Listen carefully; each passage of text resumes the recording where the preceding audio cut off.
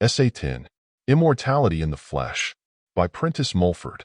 We believe that immortality in the flesh is a possibility, or in other words, that a physical body can be retained so long as the spirit desires its use, and that this body, instead of decreasing in strength and vigor as the years go on, will increase and its youth will be perpetual.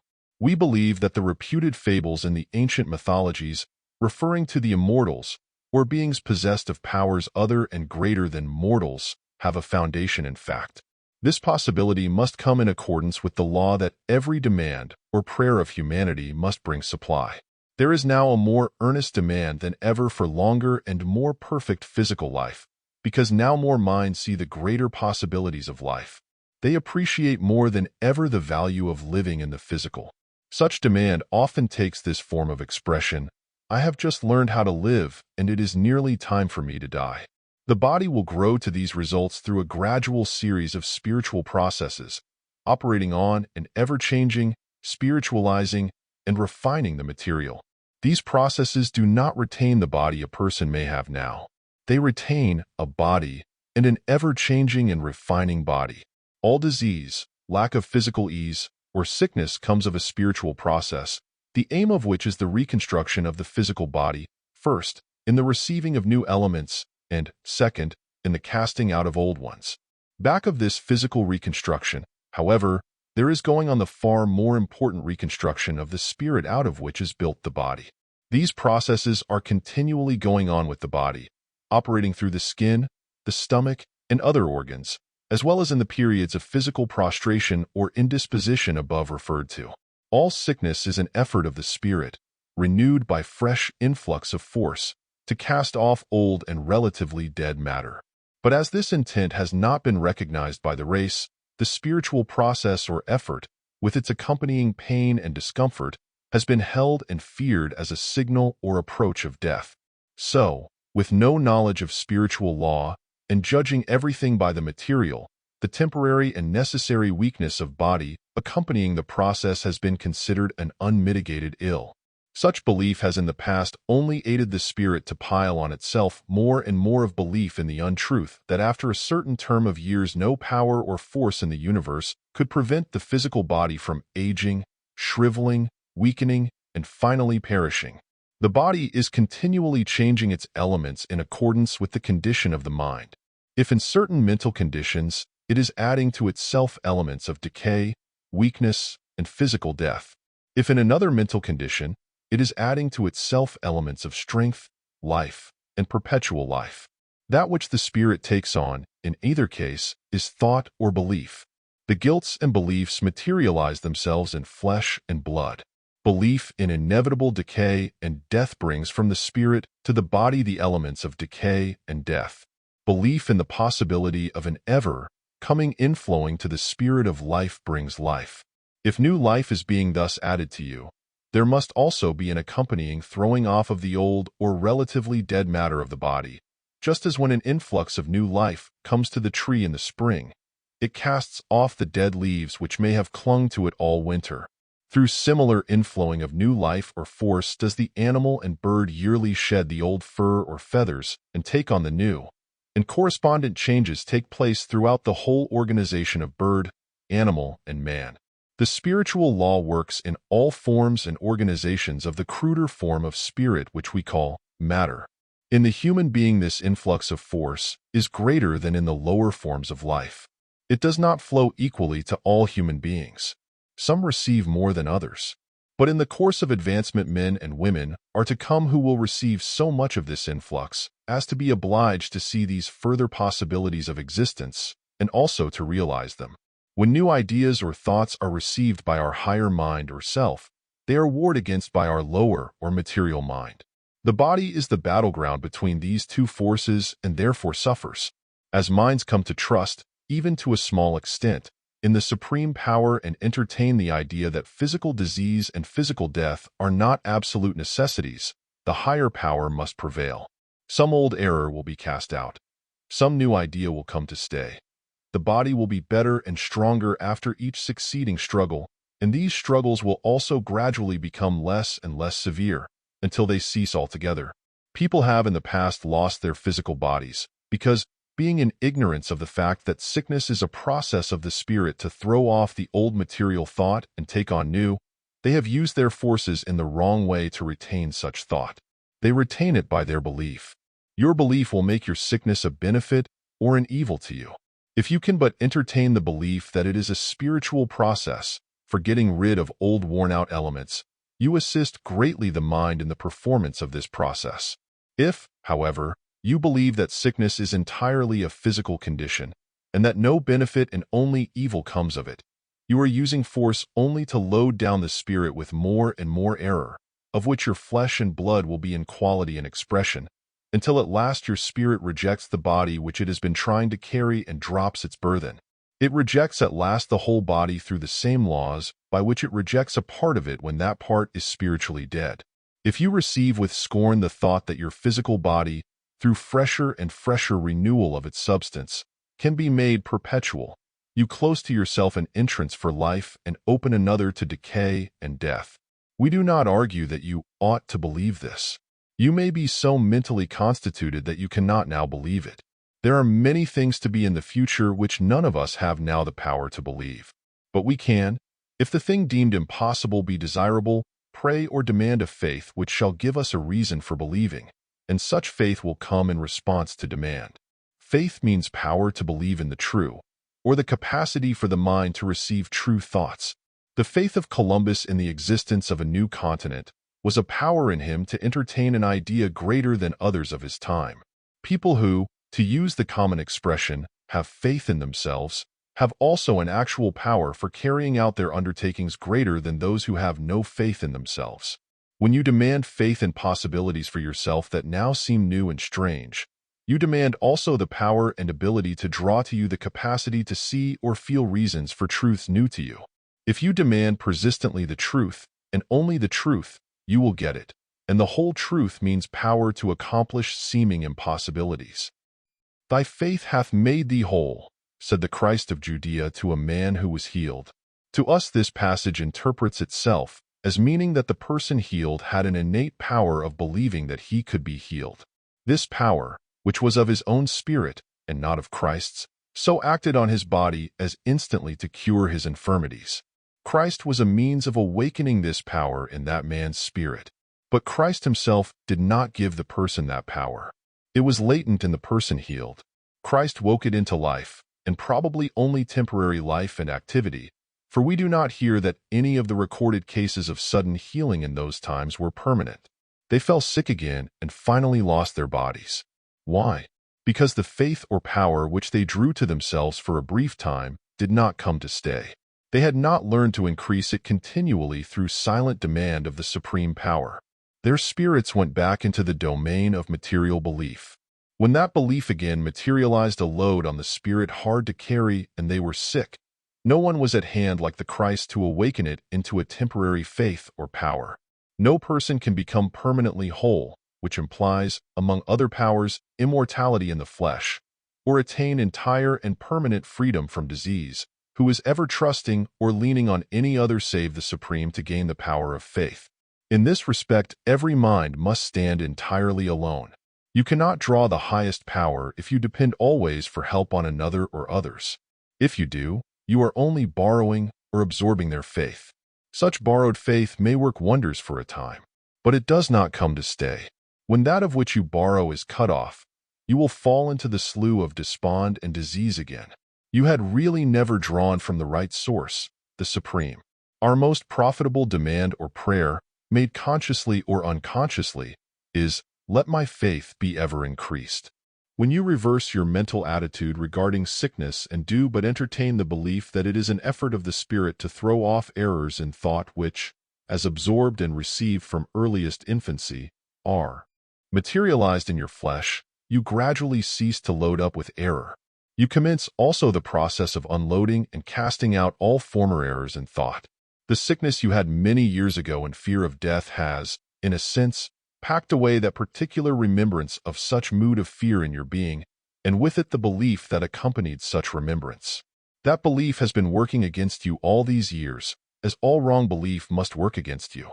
It is literally a part of your real being, as all past individual remembrances and experiences are a literal part of our beings.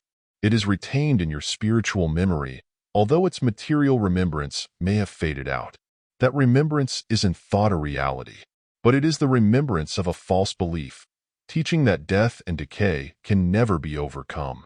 This belief, the reversed action and state of your mind will cast out. But such casting out must have a correspondent expression in the flesh. The physical expressions of all your former coughs and colds, fevers, and other illness must reappear, at first possibly severe, but gradually in a modified form. You are then unloading your old false beliefs. But if your belief is not reversed and you go on as before, regarding physical decay and death as inevitable, then with every illness, in such mental condition, you pack away another error, another untruth, and another addition to the load of untruths, whose certain effect, as added to the rest, is to weaken, crush, and finally cause the body to perish. There is no period in the physical life too late for receiving or entertaining the truth. There is no period too late for such truth to commence its process of physical renewal. And though that particular physical life may not be perpetuated, yet the spirit, in receiving such truth, receives a force which will be of priceless value to it on the unseen side. And by its aid it may be able the sooner to build for itself a more perfect spiritual body. And the ultimate of the relatively perfected spiritual body is the power to be and live in the physical and spiritual realms of existence, at will. If you hold to the idea that mankind are always to go on as in the past, losing their bodies, and are also to remain without the power to keep those bodies in perfect health, then you set your belief against the eternal fact that all things in this planet are ever moving forward to greater refinement, greater powers, and greater possibilities. Medicine and material remedies may greatly assist the throwing-off process. A skilled and sympathetic physician of any school may be of much assistance. Everything depends on the mind and belief in which you take the medicine and the physician's advice. If you regard both as aids to your spirit in throwing off a load and building for you a new body, you give, in such belief, great help to the spirit so to throw off and build. But if you regard both medicine and physician as aids only to the body, and a body also which you hold must at best weaken and perish some time during the next 30, 40, or 50 years, you will load up with belief in error faster than you cast it off, and the load becomes at last too heavy for the spirit to carry. What causes the man or woman to be bowed down by age? What causes the stooping shoulders, the weakened knees, the tottering gait? Because we believe only in the earthly and perishable. The spirit is not earthly, nor is it perishable, but you can load it down literally with an earthly quality of thought which will bow it down toward the earth with such burthen. It is not the physical body of the old person that is bent and bowed down. It is that part which is the force moving the body, that is, his or her spirit, loaded with material thought which it cannot appropriate or assimilate, that becomes so bent, bowed, and weak. The body is always an external correspondence of your mind or spirit. A body thus ever renewing, beautifying, freshening, and strengthening means a mind behind it ever renewing with new ideas, plans, hope, purpose, and aspiration. Life eternal is not the half-dead life of extreme old age. The person who can see only the physical side and temporary expression of life, who eats and drinks in the belief that only the body is affected by less eating and drinking, who believes that the body is sustained merely by force generated within itself, and that it is not fed of an unseen element coming from the spiritual realm of element, who believes that nothing exists but what he can see, hear, and feel with the physical sense, that is, the material, which is always the temporary and perishable, draws to himself mostly those forces and elements which cause the temporary and perishable, and these, acting in his body, make it temporary and perishable. Death of the body begins with thousands many years ere they are in their coffins. The pale face, with its parchment-colored skin, means a half-dead skin. It means a portion of the body on which the spirit works the casting-out process of dead element, and taking on of the new very imperfectly. In the freshness of infancy and early youth, the spirit cast out and took on more vigorously. As years went on, untruth was absorbed by that spirit. Its growth in knowledge was more and more retarded. Responding physical changes became slower and slower. The body commenced to show signs of age, that is, to die, because such spirit was less and less fed of that element which brings constant renewal of new thought, which is new life. So far does the belief and faith in weakness and decay prevail with the race that wisdom is often allegorically portrayed as an old man, gray, bald-headed, bowed, and sustained by a staff. That means a wisdom which cannot prevent its own body from falling to pieces. In that form of being we call the child, a spirit or mind having come into possession of a new body, there is for a period a greater spiritual wisdom than when the child is physically more matured. It is the unconscious wisdom of intuition. It is for a time more open to the truth. For such reason, up to the age of 18 or 20, the spiritual casting off and taking on processes in the body are more perfectly performed. These relatively rapid changes in the physical maintain the bloom and freshness of youth. Sooner or later, however, the higher spiritual process ceases gradually to operate. Beliefs in the false, as taught or absorbed from others, materialize themselves in the body, despite all the resistance of the higher mind, as expressed in pain and sickness. The load of belief in the earthly and perishable accumulates. The body assumes an appearance in correspondence with such thought. At last the higher mind refuses longer to carry such a burthen, flings it off, and leaves a dead body. The death of the body is then the final process for casting off cruder element from the spirit which it can no longer use or appropriate. But it is very desirable for the spirit to be able to keep a physical body which shall refine as the spirit refines, because in such equality of refinement between the spirit and its instrument, our increase in happiness is greatly advanced, and the relatively perfected rounding out of our powers cannot be realized until this union between spirit and body is effected. When the Christ of Judea said to the elders of Israel of the little child, "Except ye become as this child ye cannot enter the kingdom of heaven," he meant, as the text interprets itself to an S, that they should become as open to that inflowing of force as that spirit, the child, was at that period of its existence. Were such influx maintained, the youth of the body would be perpetual. The child is more led of the spirit than the grown-up person. It is more natural. It discards policy. It shows openly whom it likes and whom it does not. It has often more intuition. It will dislike a bad man or a bad woman when its parents see no evil in that person. It knows, or rather feels far more regarding life than its parents give it credit for. But it cannot voice its thoughts in words. Yet the thoughts are still there. It has not learned to train itself to the double-faced custom of the world which smiles in your face and sneers behind your back. It is relatively natural. Its spirit for a time gives itself free expression. When the spirit loses this freedom of expression, when we pretend what we are not, when we say yes outwardly and think no inwardly, when we court only to gain a favor, when we copyright feel anger or disappointment or irritation within and pretend content and happiness without, we become more and more unnatural in all tastes and desires. We blunt and for a time destroy all the higher spiritual senses and powers. We become unable to distinguish truth from falsehood. We are unable to feel spiritually what faith means, much less draw this great and indispensable power to us. And without this drawing power, the physical body must be cast off by the spirit. The body in dying does not give up the ghost. It is the ghost, the spirit, that rejects the material body. If spirit, through casting off unbelief, becomes more and more accessible to thoughts and things that are true, and therefore grows to more and more power, it will, acting in all parts and functions of the body, operate the casting off process more and more quickly, as it does in the material youth. It will refuse or reject, through the physical senses of touch or taste, anything which would injure or adulterate it. It can attain to such power that an active poison, if accidentally placed in the mouth, would be instantly detected and rejected, or if swallowed would be instantly cast from the stomach. It is not the physical stomach which rejects food unfit for it or casts out the nauseous dose. It is the spirit which moves the organ to such action through a knowledge of its own that the cast-out substance is unfit for it. It is so unfit because there is no spirit or quality in the rejected element which can assimilate with and help the spirit. As your spirit grows in power, this sensitiveness to all things which can do it evil, be they of the seen or unseen world of things, will increase. It grows keener, and keener to the approach or presence of everything evil and casts it off.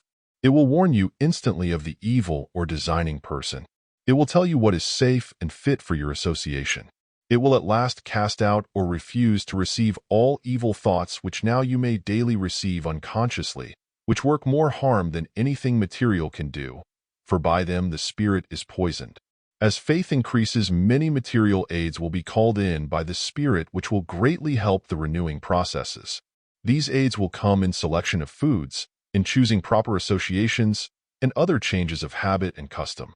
But it is the spirit which must prompt and direct these material aids. When such prompting comes, you will be obliged to follow it. The food to be avoided you will not be able to eat. Your taste will reject it. The association injurious to you, you will not be able to keep company with. The habit to be changed will drop off easily and naturally. But if you make any rigid rules for yourself in these matters, in the hope that they will tend to spiritualize you, you are allowing the material self to take the matter in hand. The material or lower mind is then trying to give the law and rule, and to refine the spiritual or higher self. Let the spirit, increased in faith, do the work, and when the time comes for you to reject any animal food, or any of the grosser element in any form, the desire and relish for these will have gone. In stating our belief that immortality in the flesh is a possibility, we do not infer that it is one which any now physically alive may realize. Neither do we infer that it is one which they cannot realize. Nor do we argue that people should immediately set to work in any material sense in order to live forever.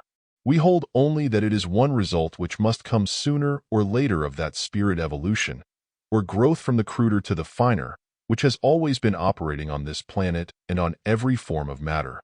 Matter is spirit temporarily materialized, so as to be evident to correspondent physical sense. As we grow in the faith of these spiritual processes for casting out the old and taking in the new, and consequently realize the accompanying greater refinement or spiritualization of the body, we shall aid more and more those who are nearest us on the unseen side of life. For as we become more spiritualized in the flesh, they are helped more to materialize of the spirit. In other words, we shall become physically tangible each to the other, because in the material thought which we cast off there exists an element which they can appropriate to make themselves more material. Their spiritual bodies are also under the same laws as regards the throwing off and taking on process. What they throw off as coarser to them is the finer and fit for us. This element we spiritually absorb. It is for the time and condition a certain spiritual food and life for us. Through what they throw off we are aided to spiritualize the body. Through what we throw off they are aided to materialize the spirit. End of essay.